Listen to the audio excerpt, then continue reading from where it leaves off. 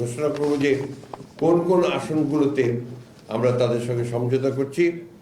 একটি হচ্ছে নীলফামারী 1 ডোমার ডিমলা, এখানে নির্বাচন করবেন মৌলানা মোহাম্মদ মঞ্জুরুল ইসলাম আফেন্দি। নারায়ণগঞ্জ 4 ফতুল্লা মুফতি মনির হোসেন কাসেমি। সিলেট 5 জকিগঞ্জ কানাইঘাট মৌলানা মোহাম্মদ উবাইদুল্লাহ ফারুক। ব্রাহ্মণবাড়িয়া 2 সরাইল আশুগঞ্জ মৌলানা জুনায়েদ আল হাবিব। এই আসনগুলোতে আমাদের কোনো প্রার্থী থাকবে না। এবং ইতিমধ্যে আমাদের সালাউদ্দিন সাহেব বলেছেন যে এই সংগঠনের জমিয়তে উলামায়ে ইসলামের বাংলাদেশের আমাদের অন্যান্য আসনগুলোতে তাদের কোনো প্রার্থী থাকবে না। তো আমার মনে হয় এটা পরিষ্কার হয়েছে আপনাদের কাছে।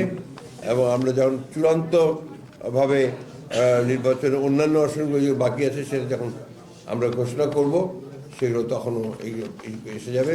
অর্থাৎ এখন নির্বাচন করছেন জমিয়তে উলামায়ে ইসলাম বাংলাদেশ এই ঘোষিত আসনগুলোতে। এ ব্যাপারে আপনাদের সেখানে আমাদের কোনো প্রার্থী থাকবে না। হ্যাঁ, নিজস্ব প্রতীকী করবে, তাহলে এর বাইরে তো উপায় নেই। এখন ওদের সংগঠনকে নিজস্ব প্রতীকী করতে হবে। তো আমরা মনে করি যে আমাদের সর্বস্তরের নেতাকর্মী তাদের সম্পূর্ণভাবে সহযোগিতা করবেন এবং জনগণ যারা ভোটার আছেন তারাও তাদের প্রতীকে ভোট দিয়ে ধানের শীষকে শক্তিশালী করবেন। ধন্যবাদ। আমরা আপনাকে এটা জেনে যাবেন, আমাকে একটা কপি দিয়ে একটা কপি দেন, আপনারা একটু জেনে যাবেন।